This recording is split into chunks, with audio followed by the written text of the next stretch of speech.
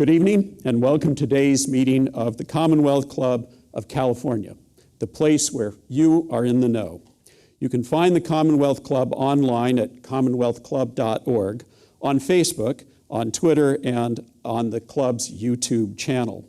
I'm Paul Saffo. I teach at Stanford and am Managing Director of Discern Analytics here in San Francisco. I'll be your moderator for today's program. It's my pleasure to introduce our very special guest this evening, Jeremy Rifkin. Jeremy is an economic and social theorist, best-selling author, public speaker, policy advisor, and activist. He is president of the Foundation on Economic Trends and an advisor to the European Union and to heads of state around the world. He's also a senior lecturer at the University of Pennsylvania. Most importantly, Jeremy is an intellectual agent provocateur with a talent for forcing policymakers and others to seriously consider the implications of overlooked large-scale shifts hovering just over the horizon. And in this regard, just consider the following very small sampling of the titles of his 20-plus books published over the years.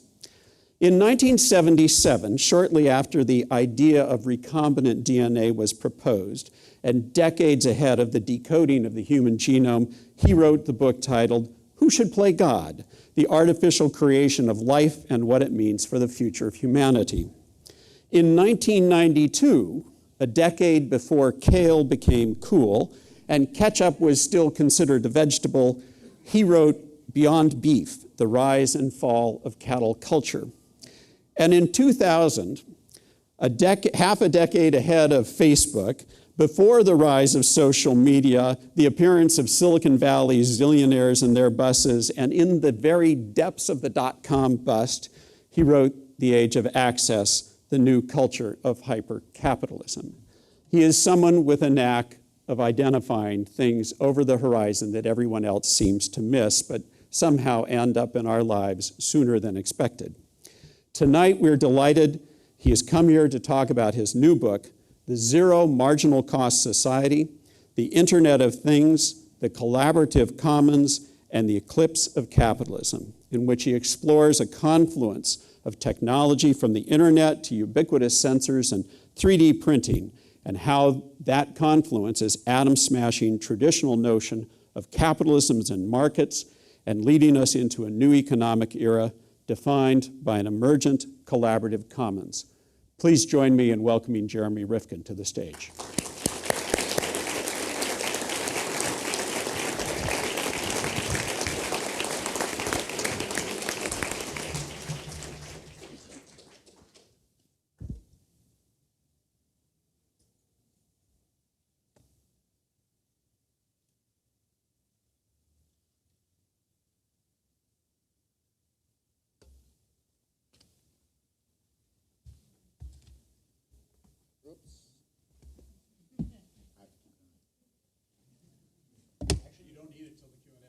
Oh, I don't? Yeah, so I can take it off? I'll leave it on. Good evening, everyone. The problem with getting older, it takes you longer to prepare. All right? Thanks for coming out tonight. I appreciate it. We are just beginning to glimpse the bare outlines of a new economic system entering onto the world stage. It's called the Collaborative Commons.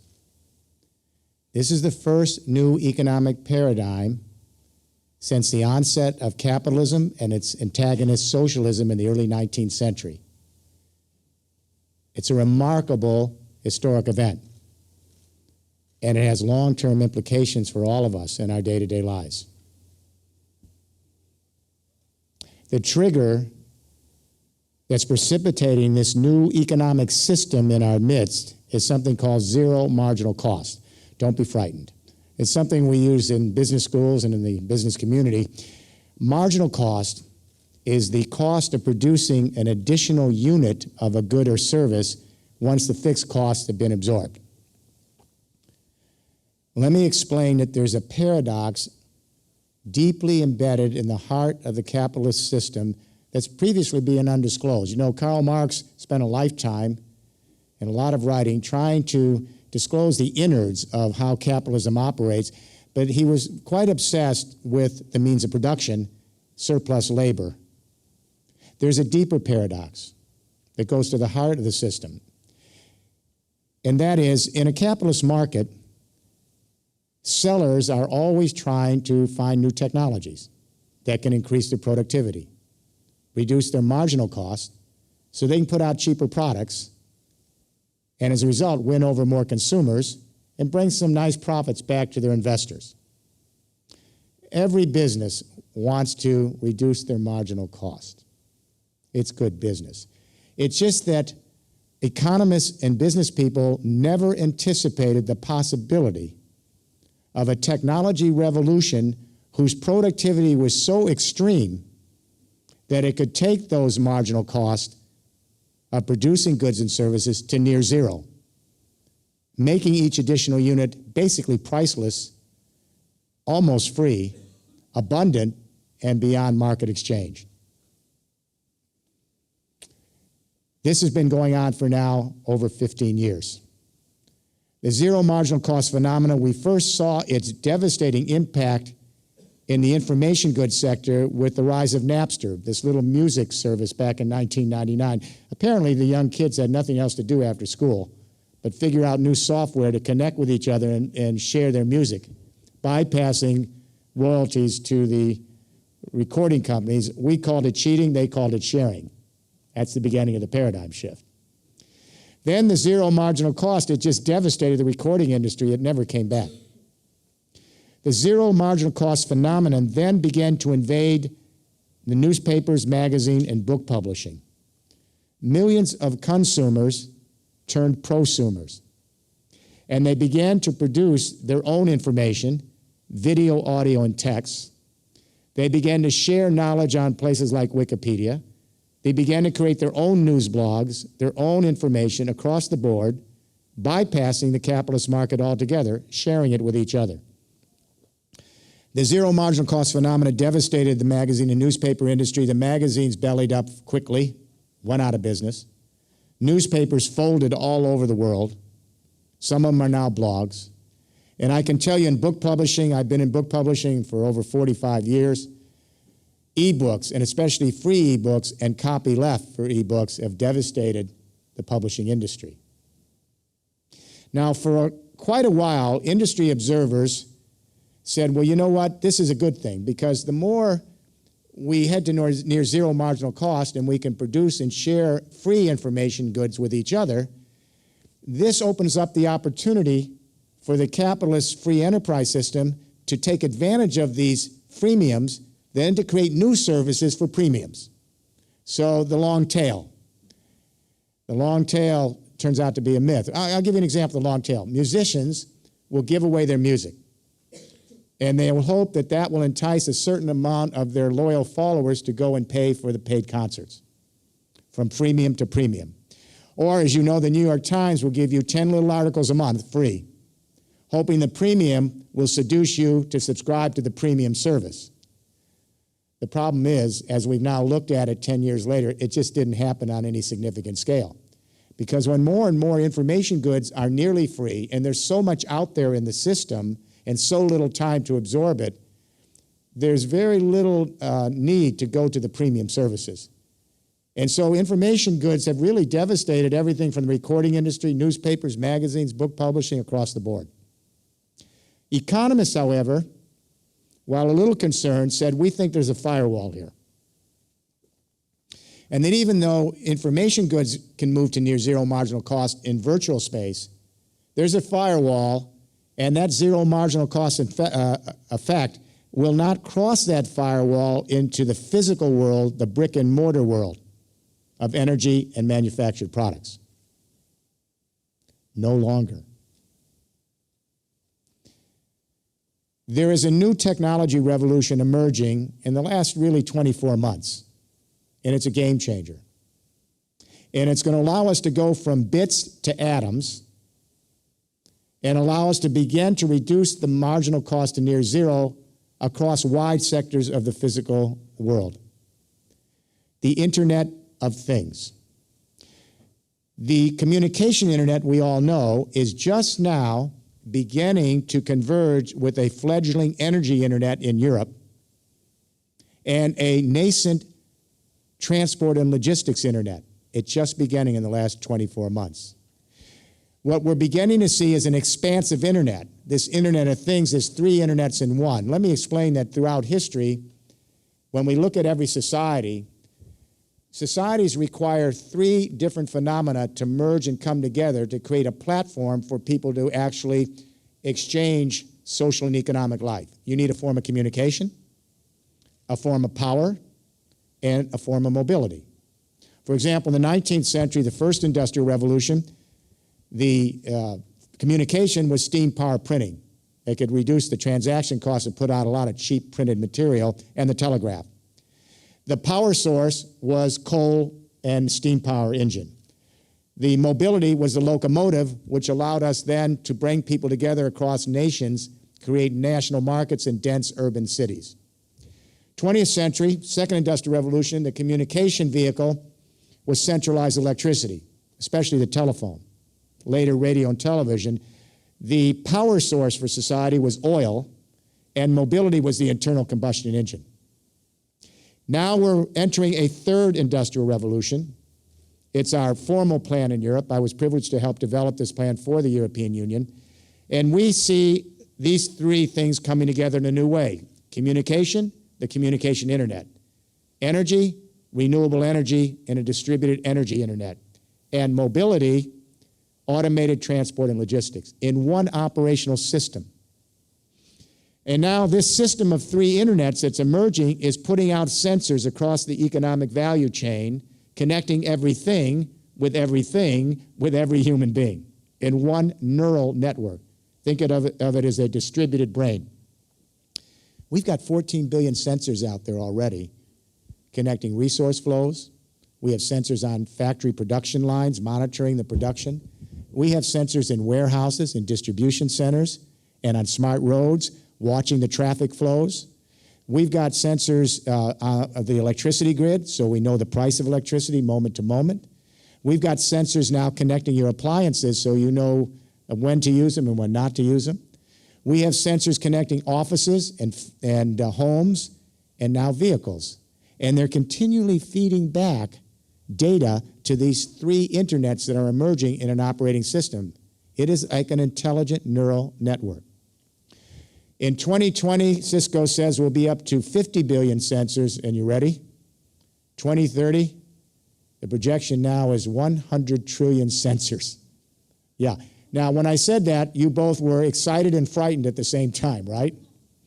Because on one side, we have the opportunity now to connect the human race and the entire biosphere of this planet in one neural network and begin to act as a single extended human family with the mission of learning how to live with our fellow creatures on one planet in which we are all connected.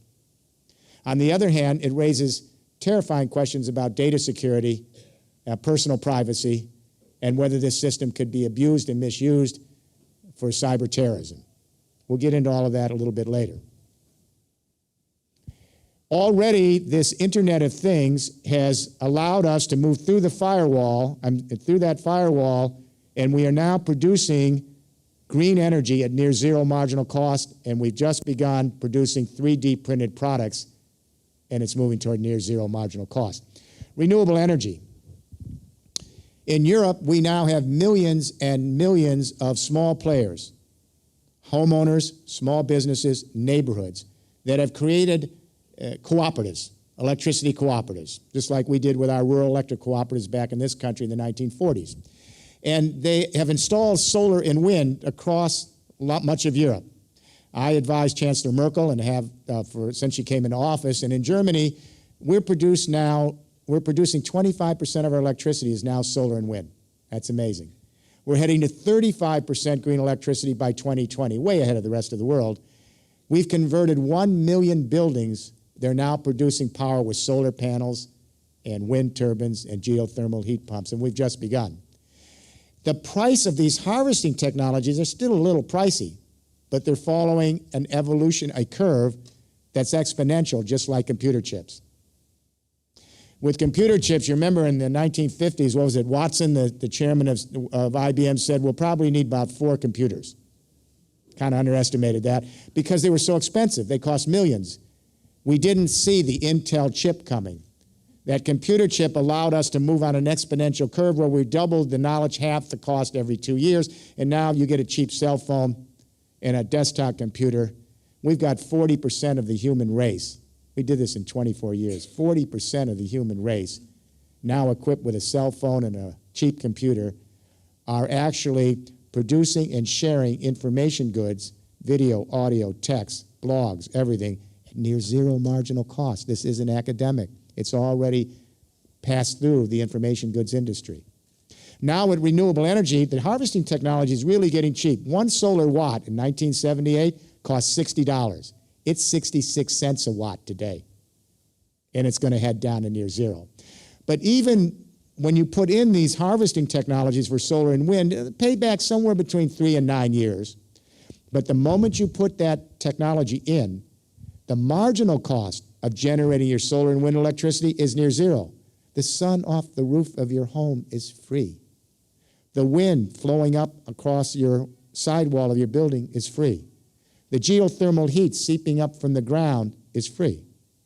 So we now have millions of people in Europe who are actually producing energy at near zero marginal cost, and it's taken down the utility companies.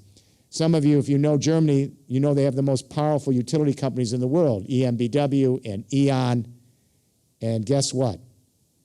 They've experienced the same shutdown as the recording industry in less than 6 years. Just last week, one of the board of directors at E.ON, one of these great global companies, says we're out of the power business. We can't compete with near zero marginal cost. When millions of small players come together and just put little bits of green electricity together, it overwhelms the vertical integration we had with the old power system. So we're now in the business at E.ON of moving toward service solutions and helping manage the networks. That's amazing. Now 3D printing. We have several 100,000 hobbyists. We have small and medium-sized enterprises and startup companies. They're doing 3D printing.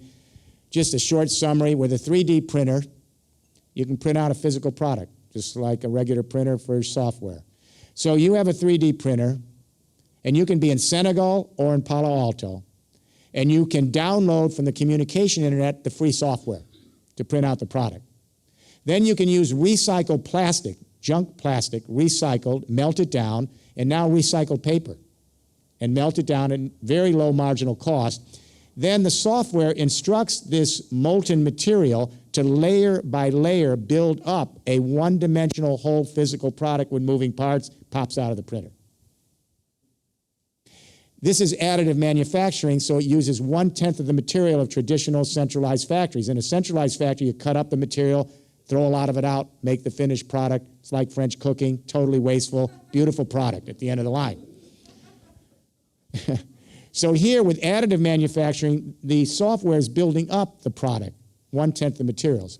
Then you connect to the Internet of Things, which is just emerging, and you power your local factory, you can in Germany, with green electricity from an energy internet from the local microgrids at near zero marginal cost electricity. Then you can market your 3D printed product on global websites like Etsy. I love the young folks at Etsy. 7 years now, and they've got 900,000 small businesses on the site all over the world advertising for free. 60 million consumers going on the site looking for the small business to connect up. And the only fee, when you make a deal, the seller and the buyer, Etsy gets a tiny commission.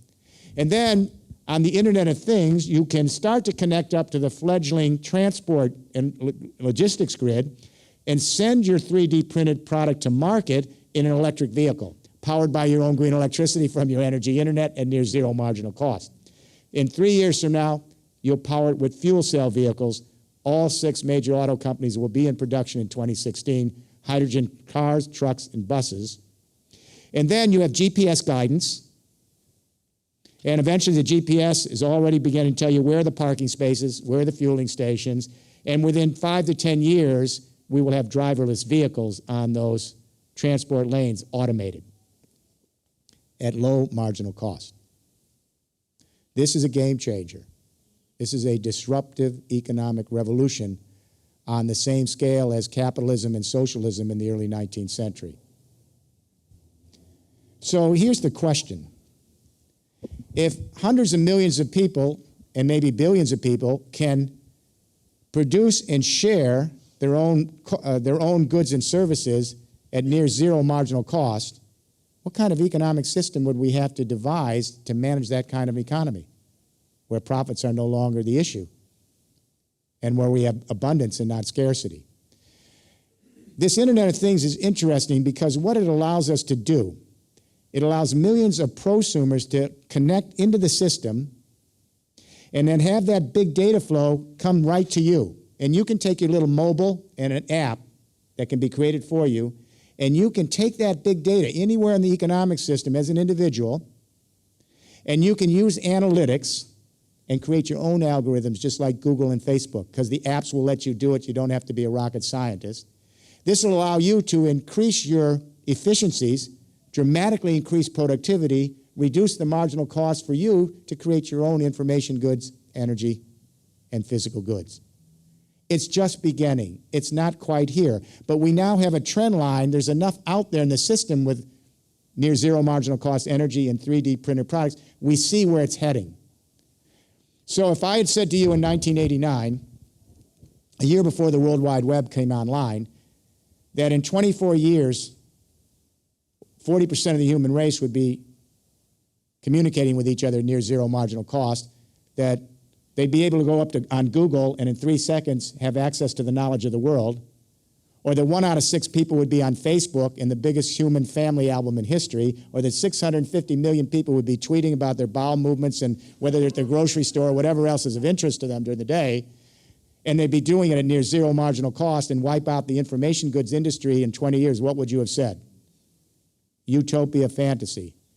Now that we go from bits to atoms, that next 20 years on the Internet of Things is going to allow us to do it with energy and a lot, but not all, manufactured products. Let me say that the wild card here is food and water, because that's a different ilk. And as I say in the book, in the Zero Marginal Cost Society, that wild card could derail everything because of climate change. And I don't have to tell you in California, with the drought you're experiencing year after year after year, we're now asking, can we maintain a population on the western part of this country with no water? And what about the food basket for the world, which is California? So we'll get to the wild card maybe in the Q&A. So what kind of a system would we need to organize a world where we can produce and share our goods and services together? Well, economists say, you know, there's only 2 ways to organize the economy, either the government or private enterprise, or some combination of both. You either have capitalism, socialism, or in Europe, we have a social market economy. The economists forget there's another institution in our daily life all over the world that provides all sorts of goods and services that are absolutely essential to our flourishing on this planet, and it's not private enterprise, and it's not government. It's the social commons. Some of it's formalized in terms of nonprofit organizations, but we have cooperatives and all sorts of other organizations that have nothing to do with profit, and they help build our social capital. They create our communities, our shared meanings. It could be a healthcare center, nonprofit. It could be a cooperative producing electricity in a rural part of the United States. You know that most of our food comes from cooperatives. In most of the world, the banking systems are cooperatives. The housing is cooperative, including here in the U.S. And we say, well, how could you manage a system without profit? Wake up call. We have literally billions of people, and all of us in this room, in one part of our life or another, are using co-ops. From the food you buy in the store, from farm co-ops, to the credit unions that you engage in. So the social commons is a huge sector, but the economists don't pay attention to it because it's not profit directed. It's directed to social capital. But in terms of revenue, 2.2 trillion in revenue of the 40 countries recently surveyed. And here's the interesting part of it. The social commons between 2000 and 2010 has been growing much faster than the private enterprise market. The social commons has grown, and revenue has grown at 42% from 2000 to 2010. The GDP in the private enterprise system has grown by 16%, and that trend line's not changing.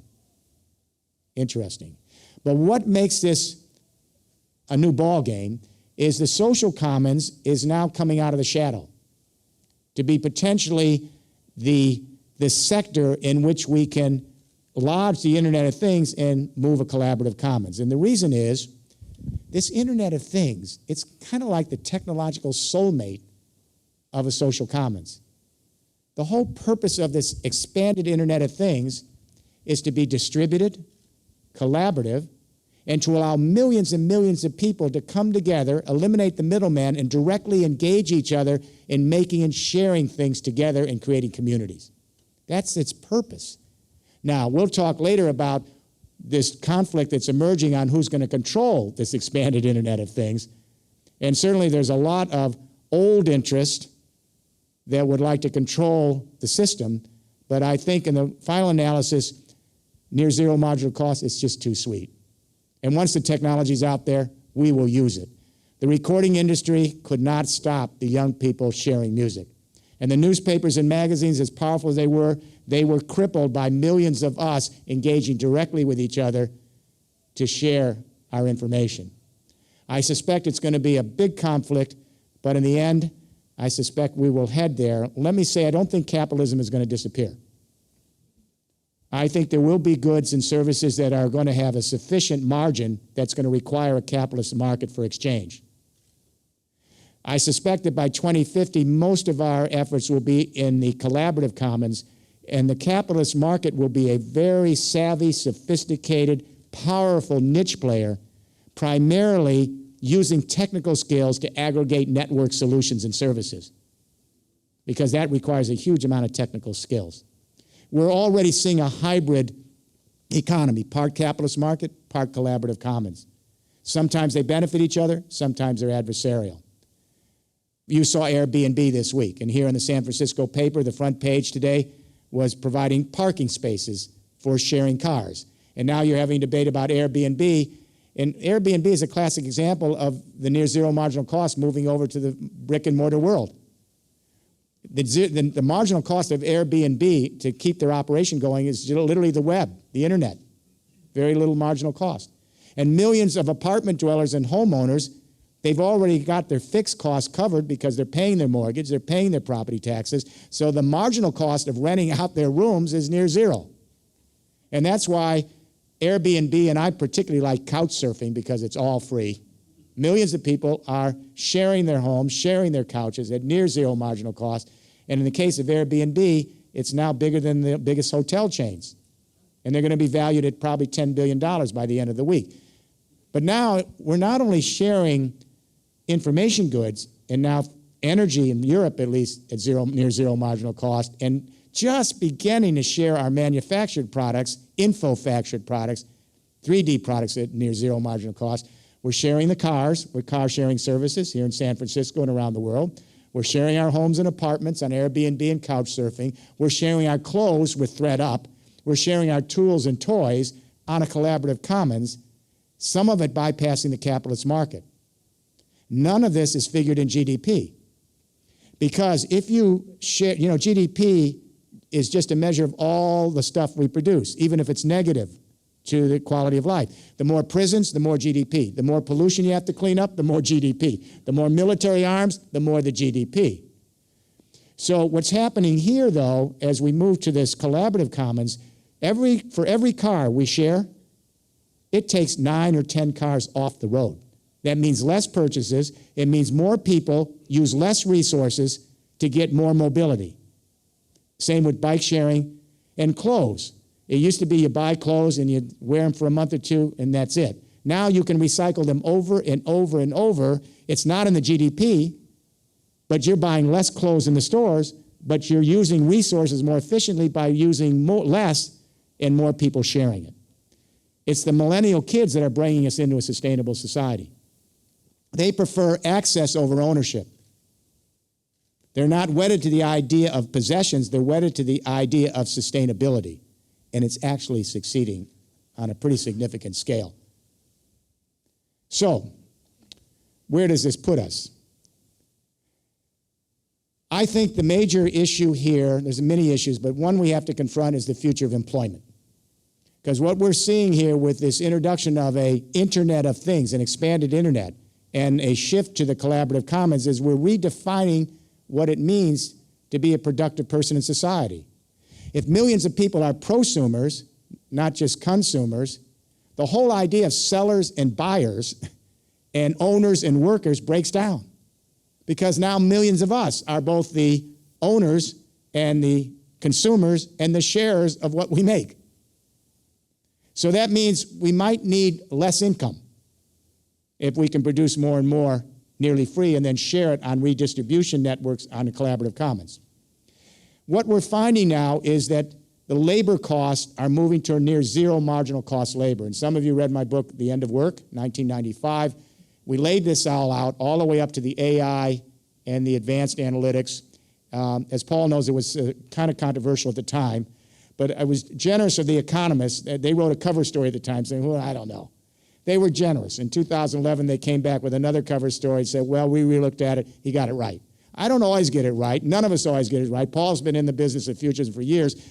But once in a while, we get it somewhere where it is. In the case of work, we've got workerless factories. We got virtual retailing. We are automating white-collar and service front and back office functions. And now we're going after the knowledge workers with analytics and algorithms, and we don't need all the lawyers. We don't need the accountants. We don't need all the radiologists because we can use analytics to help us through the process. So as the private marketplace becomes more automated with AI and analytics and robotics and technology displacement, how do people define their useful life? It comes to a big question mark because we're so enamored with the idea, we're so embedded with this concept that the only way a person can judge their value in life is by being attendant to machines and producing widgets and services, and their value is how much productivity they can get out and then accrue some wealth. That is the way we define the value of a human being on this planet. How narrow a description. The millennial generation is beginning to see another option. This has happened since the Great Recession. A survey was done last year of 9,000 honor students in high school, and they asked, what kind of employment do you want? These are kids that lived through the Great Recession. And they said, we want meaningful employment, not just the dollar. These are the kids that are on the collaborative commons. And when they asked them, they listed 200 enterprises that these honor students could work for. They didn't pick Google and they didn't pick General Motors. You know what came out number one on the list of 200 enterprises that 9,000 students wanted to work for? St. Jude's Hospital. Yeah. Isn't that amazing? On the social commons. This is heartful and hopeful, absolutely. What we're beginning to see is a mass migration of employment from the private enterprise marketplace to the social commons.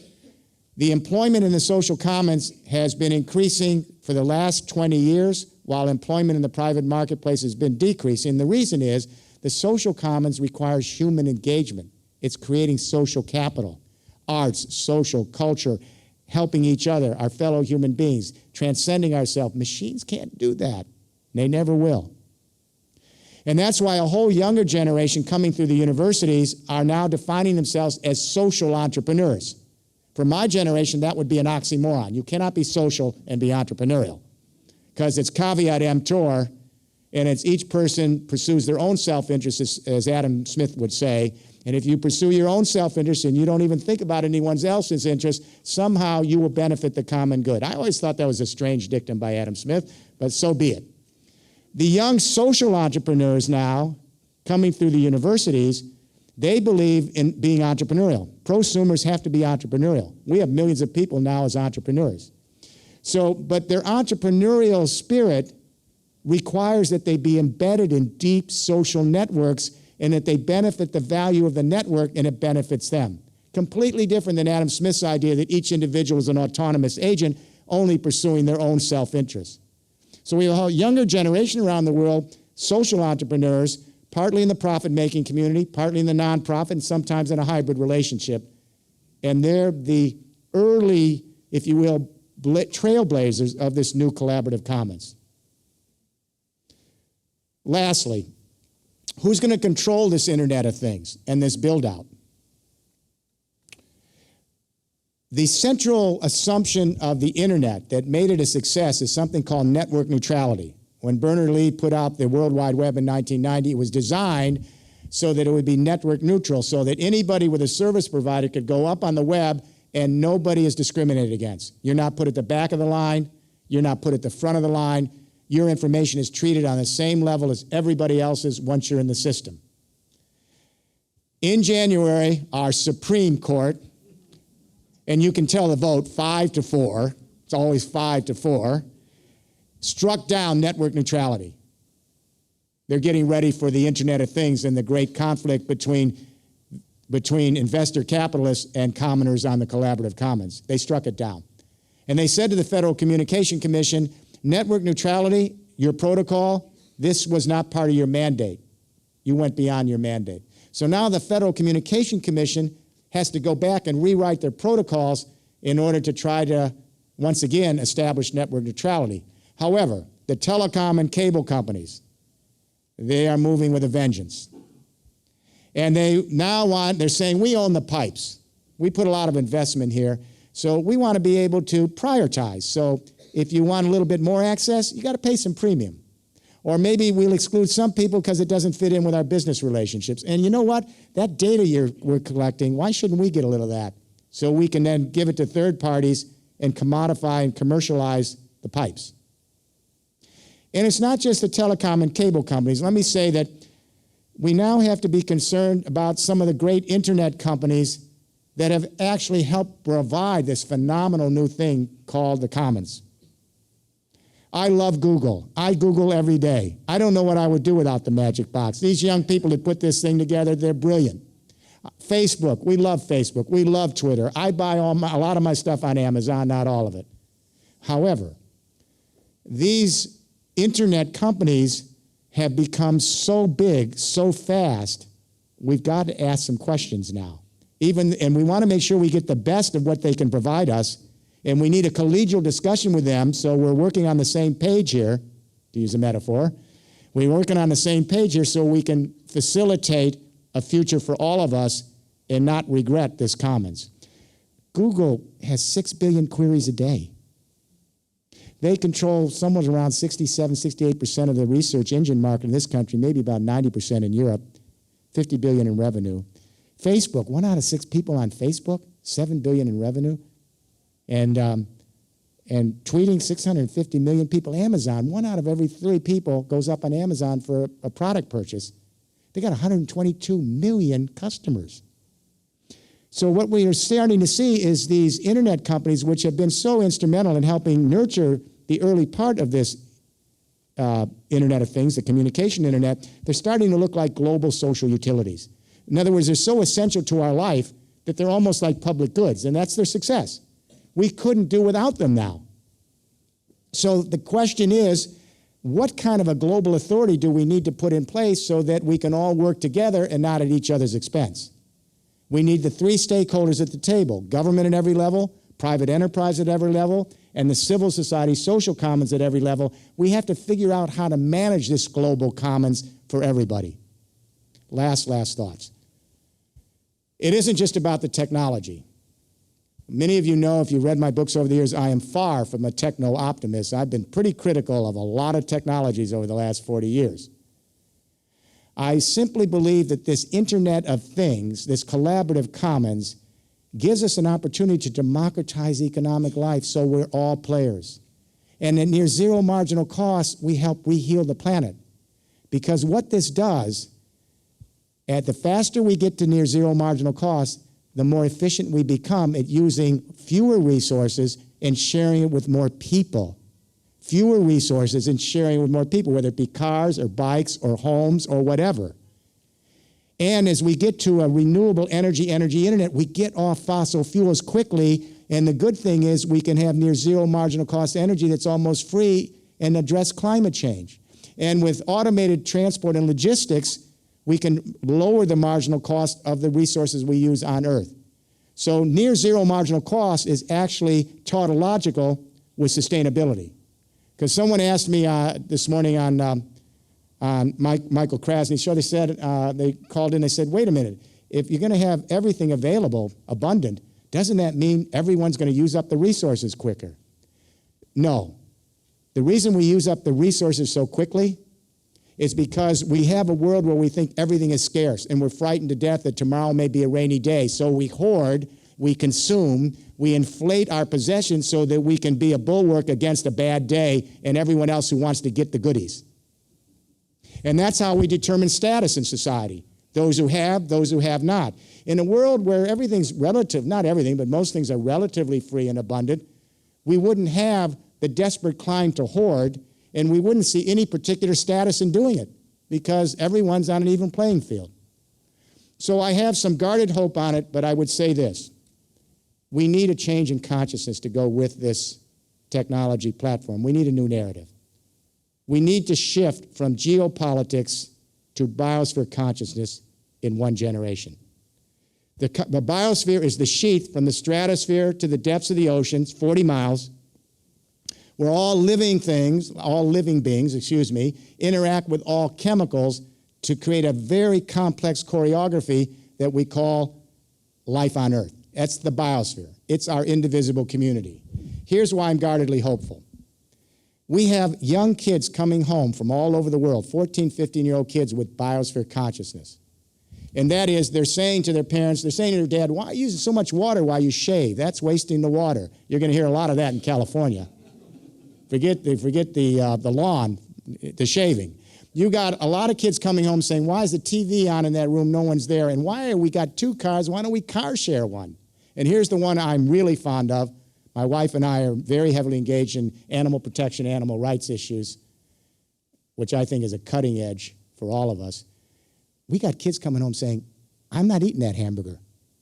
Sorry, Mom and Dad. Where'd that hamburger come from? Did it come from a rainforest in Central America? Did they have to knock off the trees for 4 inches of topsoil to graze the cow? And the kids are smart enough to know that those trees are a canopy for rare animals and plants that only live there. Trees go, extinction. And then the kids are connecting and they say, well, trees are a sink to absorb CO2 from industrial climate change. No trees, the temperature rises on the planet. The temperature rises on the planet, it throws off the water cycle of the earth. We get more floods, more droughts, and some man and woman with their farm, they can't feed their kids because of the burger on the plate. These kids are learning ecological footprint. It's a metric. We can measure it. They're learning that everything we do all day long intimately impacts the well-being of some other family and some other of our fellow creatures.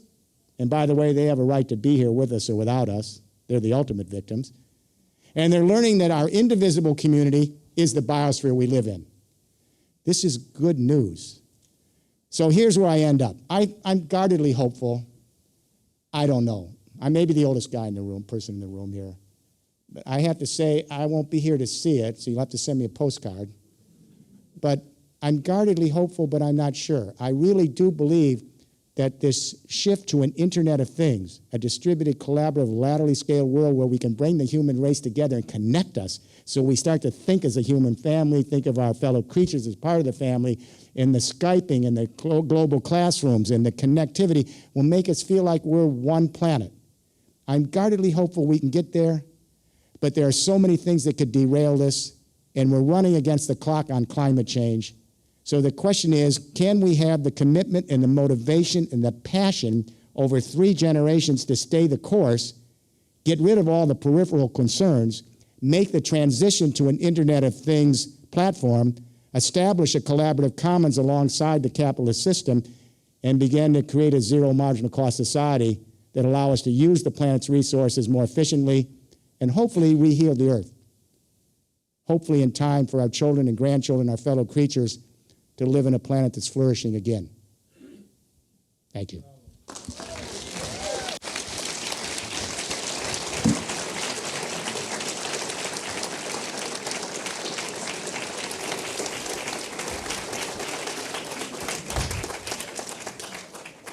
That was tremendous, Jeremy. Have a seat, and more questions.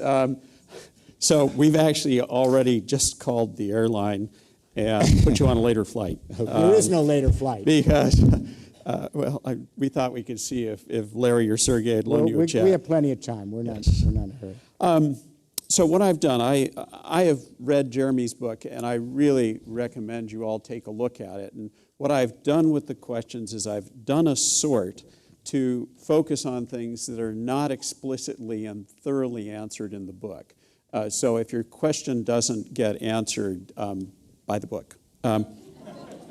And just a reminder for the radio audience before we start, this is the Commonwealth Club of California program, and we're talking to economist Jerry Rifkin, author of the new book, The Marginal Cost Society, The Internet of Things, The Collaborative Commons, and the Eclipse of Capitalism. I'm Paul Saffo, your moderator. You can hear Commonwealth Club programs on the radio and also see videos of the programs online on the club's YouTube channel. And of course, Commonwealth is at commonwealthclub.org, on Facebook and on Twitter, and has a bright future in the collaborative commons. Just a correction, it's zero marginal cost society. Zero. Did I? Yeah. I'll get this right eventually. Remember that zero. Maybe after I read the book the second time. So let's start. My family never reads any of my books, so I'm always glad when people do. You know, it's always refreshing. So there are a couple of questions around inequality, and your book comes out at a moment in time where wealth inequality continues to diverge. Do you see that tide reversing? I spend a considerable amount of time in the first part of the book on a history of how we moved from a feudal economy to a nascent market economy and then to a capitalist economy. And the reason I did that is that, remember I said every economy has a form of communication, a form of power, and a form of mobility. And if you know what those three things are, you can pretty well know how they organize economic life and how it's distributed. In the first and second industrial revolution, Paul, as you know, we had centralized energies. They were very costly to get from underground to the end user, so we had to put together lots of capital. That's why we created investment capital and shareholding companies to get that energy to us. Then we had to have centralized telecommunications, very costly. It required lots of capital. We had to set up investor capital companies to finance it. And because of the capital requirements, we had to organize this system in what we called vertically integrated companies to create economies of scale. So the idea was, if you're embedded in this system and you're a company taking advantage of this operating platform, you better be under one roof. So that all your suppliers and your downstream distributors are all under one company's roof. Therefore, you eliminate the middlemen and you can keep your margins up and put out cheaper products, all right? So, of course, the downside of that is some companies became so successful, they monopolized the market, then didn't let new innovations come in, and for a time they thwarted the marginal cost being reduced, but eventually they were broken.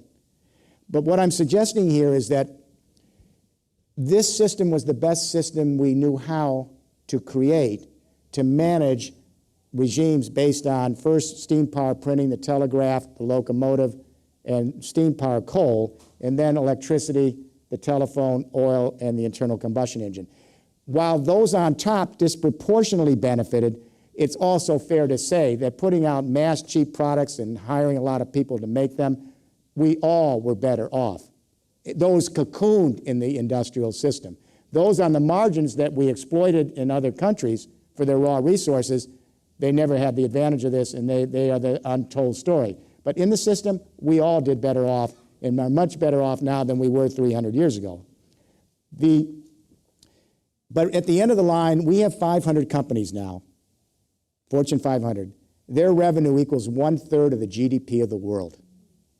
That's really takes your breath away. The Internet of Things, because of the nature of the communication, power, and mobility, is designed to be flat, lateral, distributed, and allow millions of us to come together in not vertically integrated networks, but laterally integrated networks, where the economies of scale allow millions of small players to come together and create much more potential productivity than you would under vertically integrated companies. So it's a different model completely. This is what the utility companies found out in Germany in 5 years. This is what the recording companies found out here in 5 years, the newspapers, et cetera. So it's a new model.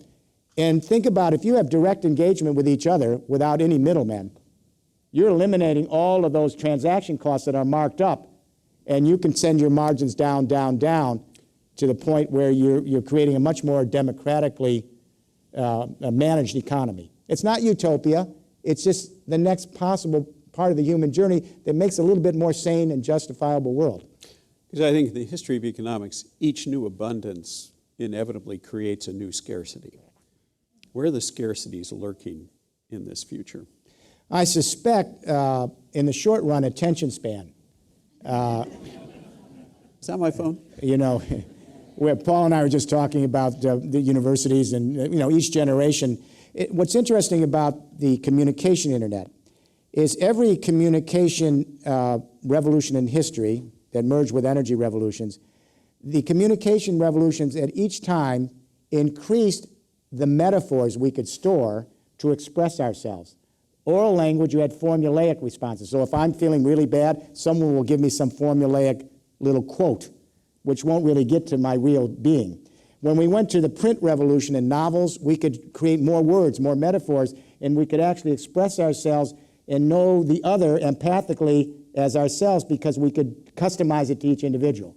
The problem when you get to TV and then the internet is there's much more ability to communicate, but our ability to maintain and build on language is now diminishing because of the attention span. So what we now have is our college graduates in the U.S., you know this, Paul, the National Endowment did a study, and reading comprehension and writing ability has gone down by 1/3 among college graduates. So that's because all the words are up there on the internet, but they're using less rare words per thousand than you did when they were reading magazines or books, because the attention span, you have so much information flowing in and out of the system. We need to find a way to use the system for our purposes, not against, and I'll leave you with just a quick anecdote. Henry David Thoreau, and by the way, it wasn't so rough for him. On the weekends, he went home and his mother did his laundry. I wanted you to know that. We had dinner at the Emersons. Yeah. That's right. But when the telegraph came in, this is a great one-liner. Henry David Thoreau said, now we have the telegraph so Maine can talk to Texas. The question is, does Maine have anything to say to Texas? So with the internet, we have to try to find a way to take this amazing communication medium that's connecting the human race and allow it to enrich our metaphors, our ability to empathize, and to establish a sense of connectivity to each other. That's a big drawing card. So I want to explore this jobs thing a little more. It's a subject you've written on many times.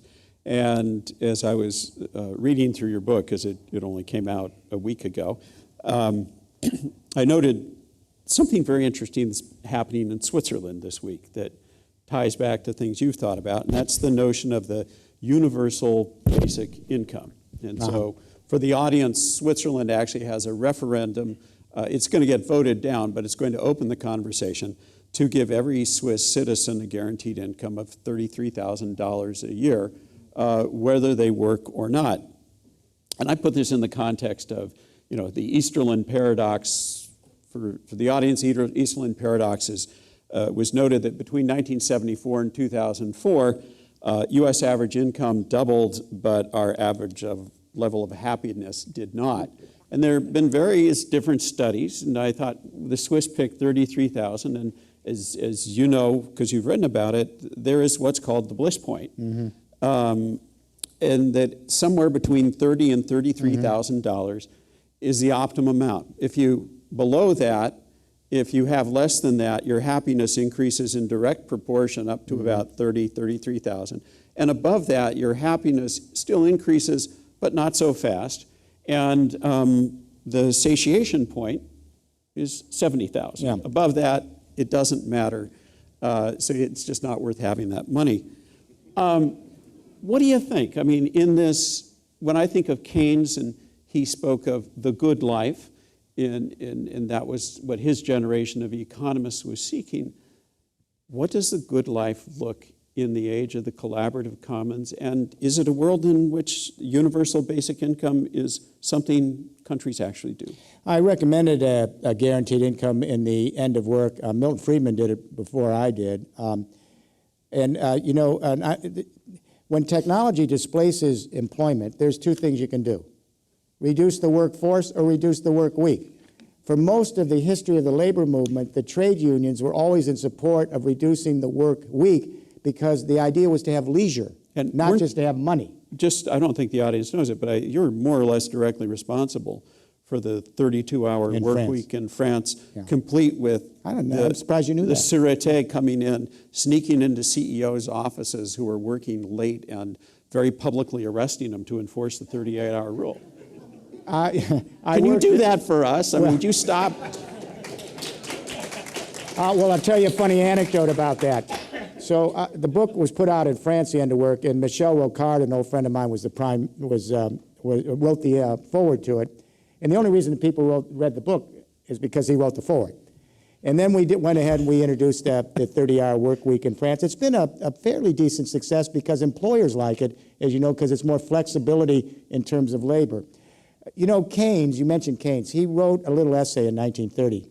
Yeah. Everyone ignored it. It was the Depression was going. People were depressed by the Depression. He wrote a little essay saying, "A letter to my grandchildren." He said, you're going to hear more and more about something called technology displacement. It's a new term. Many people are frightened of it. Where are the jobs going to go? But he said this could be the liberation for the human race. Because as we move further into the 20th century and the 21st century, the technologies can do the heavy lifting. It can liberate the human race so that we can get on with the more important business of life, our transcendence, our sense of mission, our journey here on this planet. Let the machines do all the work. And he said, it may be, in my grandchildren's generation, we will reach that point. It may be his most poignant forecast, actually. I think that our kids, here's my bet. I got one better on Keynes than that one. What's that? Finish your thought, because then I'm going to ask you a question. I suspect all of what I'm saying could be derailed. Really, I mean, history is mercurial, cataclysmic events, poor leaderships, the wrong road taken, climate change, cyber terrorism. The human journey is fraught with obstacles. But if we can move toward this journey and even get half of what I'm talking about by 2050, I suspect our grandchildren will look back in the 20th century where millions of people's whole life was dedicated to making widgets and accumulating a certain amount of material possessions, and they'll think, what a terrible way to value human life. They'll be as repugnant thinking about how people's life was wasted as we were when we look at slavery and serfdom, because they'll say, there's more meaningful things to do in life. Let the machines do all of the menial work so we can get on with using this wonderful social brain in our empathic circuitry to try to reintegrate into this beautiful planet we live in. It's a nice journey to set our vision toward, even if we only get halfway there. So, you know, this is where I have a bone to pick with our predecessors, because I'm always reminded that Daniel Bell in the 1960s, he forecast that robots would take our jobs away by 1980, and he said the great social challenge would be trying to figure out what to do with all our spare time, forecasting the leisure society, which Right, that's right. I can't wait. But going back to Keynes, and there was one subject in your book you touched on, but you didn't go as deeply as I would like, and that is, where does religion fit here? And I think of Keynes, you know, in the 20s, and Keynes famously was neither a Christian nor a socialist, but he was what he called a reverse secularist. Yeah. And he argued, at the time, everybody said technology would drive religion out, and prosperity would, you know, the corporate headquarters, the capital had replaced the cathedral. And he said, actually, no, it's the opposite, that he believed that religious attitudes and beliefs would become more necessary, essential, as society approached that abundance. And here we are at a moment in time where the old religions, some old religions are on the ropes, others are rising. I also think of Nietzsche's famous quip, nearly 2,000 years and no new God. How do we get a new religious efflorescence out of this, or must we have that? This, the Zero Marginal Cost Society is a third book in a three-book series. It started with the Empathic Civilization. The second book was the Third Industrial Revolution. The third is the Zero Marginal Cost Society. The reason I say that is the Empathic Civilization, I warn you, it's 660 pages. But I was trying to rethink the human narrative. the human journey. What are we all about? Historians paint a pretty bad picture because they only look at all of the great unstabilizing events, genocides, wars, social upheaval. If you see history as a series of these one-off events, you get a pretty bad picture of the human race. But Just one damn thing after another. yeah, it is, exactly. Well, Hegel, I remember reading George Friedrich Hegel. He had a comment I read 35 years ago. It stuck with me. He said, happiness are the blank pages of history. They're the pages of harmony. So when we look back at history, what I at least found in my look at it is that all through history, human beings come together and they create communication revolutions to manage energy regimes, which allow us to bring more people together in bigger social units. The energy, the communication allows us to broaden our temporal spatial footprint. All forage or hunter societies, their communication was oral, their energy was their human body, and their ability to empathize, which we now believe is the most basic core to our circuitry, our ability to empathize with the other, it extended to blood ties, because that was the level of their society's limits. If you were in the next valley, you were a demon, not a human. If you go to the great hydraulic civilizations in Sumer, India, and China, the new communication energy, centralized agriculture, and the canal systems, they went from mythological consciousness to theological consciousness. All the great religions were formed then. I'm Jewish, the Abrahamic religion, Buddhism in India, and secular spiritualism with Confucius in China. And they all created writing to manage it, these centralized systems. And when we went to theological consciousness, empathy extended from blood ties to religious affiliations. In first century Rome, all Christians that converted kissed each other and said brother and sister because they were part of a fictional family. And the fictional family was big enough so they could empathize across these new communication energy civilizations. Let's skip to the 19th century. First Industrial Revolution with communication energy matrix. We now are able to manage systems across entire continents. We create nations. And now all of a sudden we move from theological consciousness to ideological consciousness, and national identity becomes your new family. It's a bigger unit. So now all French people, I mean, there were 200 languages there in the 12th century, they all think they're French. And now they're all brothers and sisters and kissing each other because they can empathize in a broader temporal spatial format because of the energy and communication. The Germans, well, they don't kiss. The Germans will all shake hands with each other, but they won't shake hands with the Italians. Again, is a shift in empathy and evolves to a more sophisticated cosmopolitanism. In the 20th century, we shift to psychological consciousness. And we start to empathize with people of like-minded affinities and associations. So here's what I think from a religious point of view. My sense is we've gone from mythological to theological to ideological and psychological consciousness and extended empathy from blood ties to religious affiliation to national identities. We have been good at expanding our empathy, and now with biosphere becoming our individual community and this Internet of Things allowing us to connect in one neural system, all of us and our fellow creatures, we could begin to see the biosphere as our community and begin to empathize with our human family and our fellow creatures as part of that family. It's a possibility. There are dark periods in between, as you know, Paul, where everything breaks down. This is not utopia. And it's the opposite of utopia. In utopia, there's no empathy. In heaven, I can tell you if you're going to go to heaven, there's no empathy. And there's no empathy in utopias because everything's perfect. There's no suffering.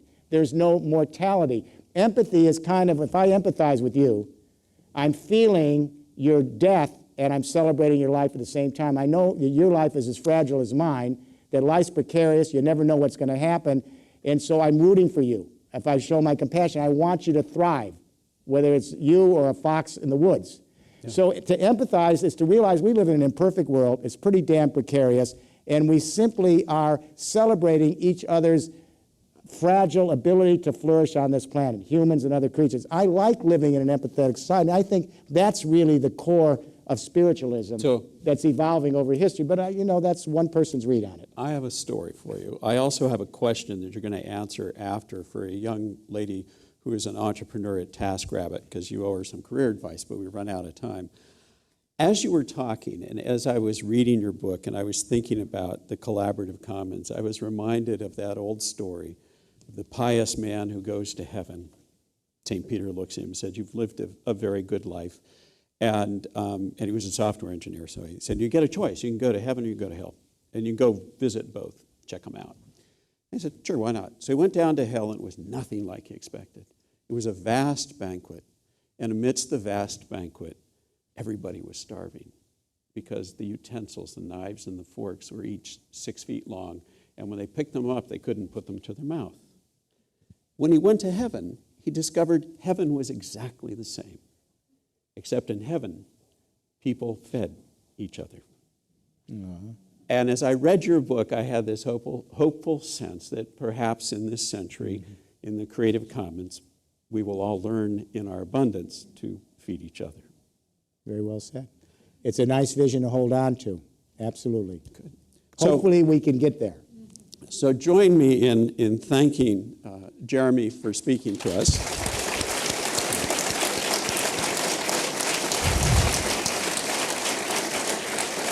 And as I of course mentioned, Jeremy is the author of the new book, The Zero Marginal Cost Society, the Internet of Things, the Collaborative Commons, and the Eclipse of Capitalism. We also want to thank you, our audience here, and on radio, television, and the internet. I'm Paul Sappho, and now this meeting of the Commonwealth Club of California, the place where you're in the know, is adjourned.